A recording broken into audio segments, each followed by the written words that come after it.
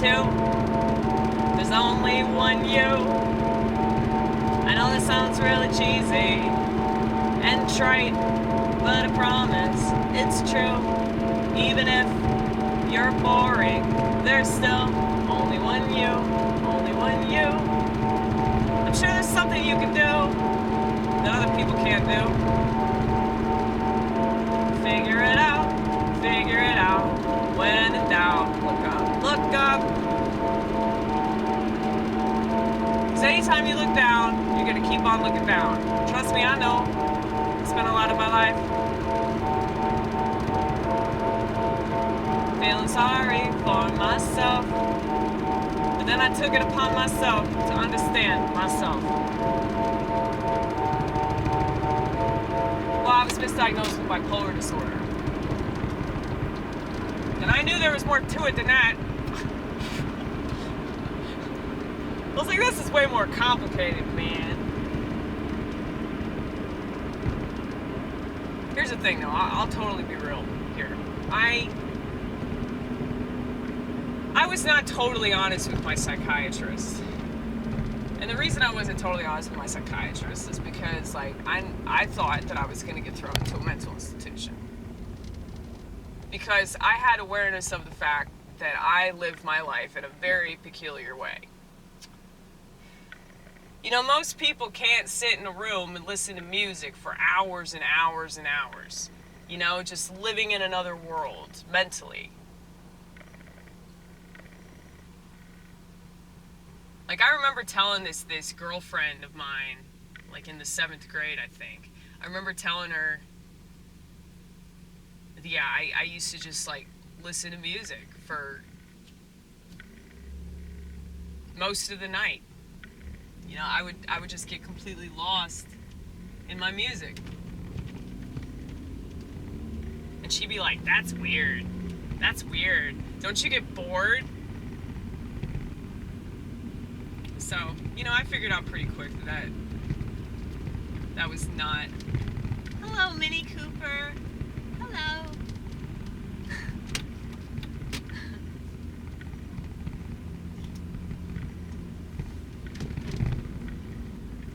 I figured out that my lifestyle was pretty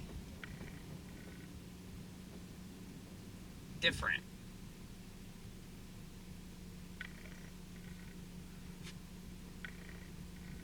And I guess that's why I knew how dangerous social media was, because of, like, the visuals. So basically what it does to your brain is, like, it gets you to, like, focus on things that make you feel like crap. Okay? And if it does anything positive for you, it's very short-lived and addictive. Like a drug. Because it's a drug. There's no simile. It's a fucking drug. Okay? Now, I know that you can use it in ways that aren't that. Like, you can use it in ways that don't release dopamine. So if you're, like, putting yourself out there, so it's like, it's always a temptation, y'all. It's always a temptation.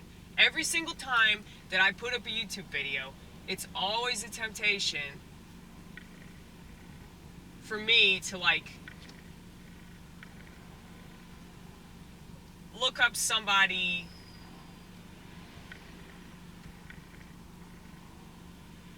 that either I think a lot of or I don't think very much of, and, you know, like, sort of, like, try to pinpoint, like, where they are in their life, you know? Like, I've done that with all these internet people, and it's funny how right I am and how wrong everybody else is that spends all day on the internet. It's like, if you don't spend all day on the internet and you don't have a smartphone to constantly distract you, and you only devote, like, a certain amount of time every day to the internet, or certain days to the internet. So, like, if I'm working, you know, I can't do YouTube because I'm at work. And, you know, if I'm in Nashville doing comedy, I'm in Nashville doing comedy. If I'm hanging out with my friend Ronit, I'm hanging out with my friend Ronit. If, like, you know, I try to be there I try to be as present as I can be, you know, considering the way that I am wired.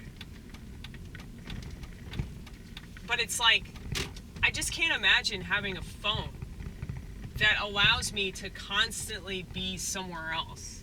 It's like, I already have that problem, you know? I already have this issue of like checking out and disassociating. So it's like, why would I give myself this additional like option to be somewhere else? And then I'm getting fucking brain food the whole time? It's just crazy, man. It's crazy that people don't see the danger of that, but then I have to acknowledge the fact that most people don't give a shit about their brain. Most people don't give a shit about their body. You see the way that people treat their bodies? I mean, I work in the restaurant industry. I can say this shit, okay? You see how much crap people consume on a regular basis? And they're not looking at themselves in the mirror going, you know, I'm already 150 pounds overweight. Maybe I should not eat that triple cheese. You know? So if they're that negligent about their physique, can you imagine how negligent they are about shit that's going on inside their head?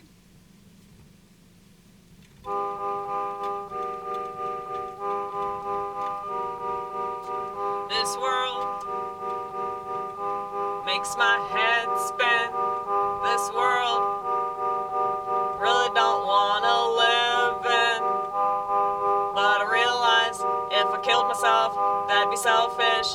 But is it the most selfish thing? No, not at all. It's still selfish though. And I ain't gonna do that. And I don't want anybody to freak out thinking I'm gonna do that because I have God and I'm a Christian and no Christian can do that. Okay?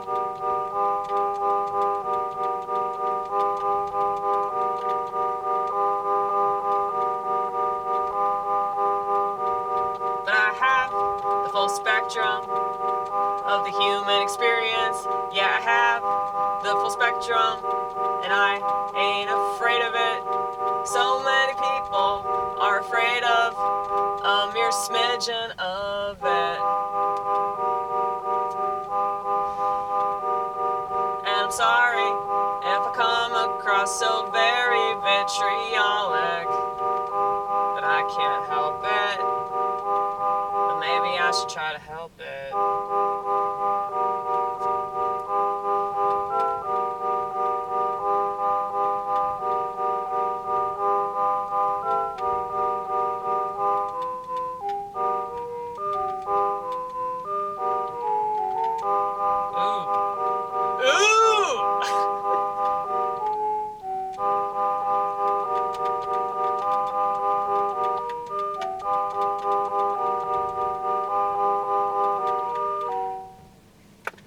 I know there's an art to what I do.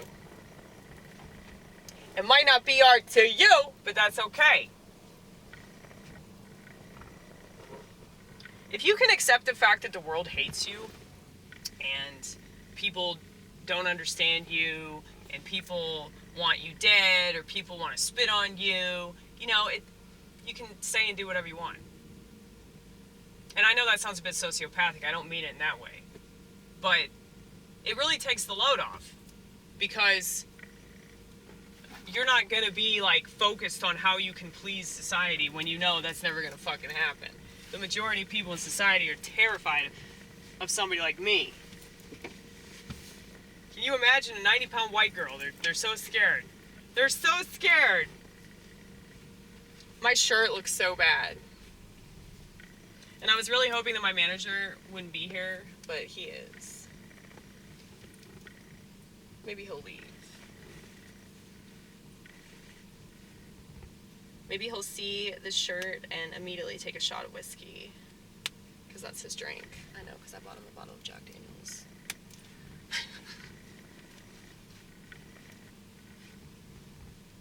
It's the least I can do.